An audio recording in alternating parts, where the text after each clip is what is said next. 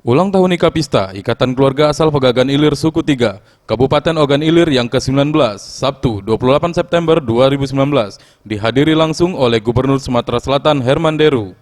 Dalam kesempatan ini, Herman Deru memberikan bantuan satu buah mobil ambulan kepada kelompok Ikapista, agar dapat digunakan untuk membantu masyarakat setempat.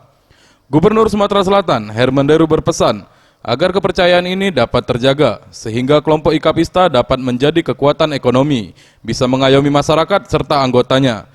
Di mana kelompok Ikapista sudah banyak menunjukkan langkah positif, seperti memberikan bantuan ambulan dan lahan pemakaman secara gratis.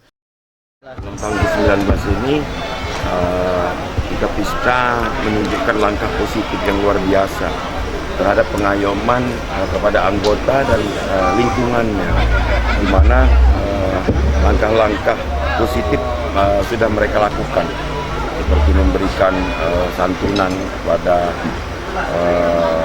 keluarga yang mendapat musibah kematian, juga menyiapkan makam, menyiapkan bus, bahkan mobil ambulan. Ini merupakan bukti kekompakan anggota. Saya berpesan tadi untuk kepercayaan ini dapat terjaga, sehingga ke depan Ikapista bisa menjadi kekuatan ekonomi, jadi bisa mengayomi anggotanya, masyarakat sekitar.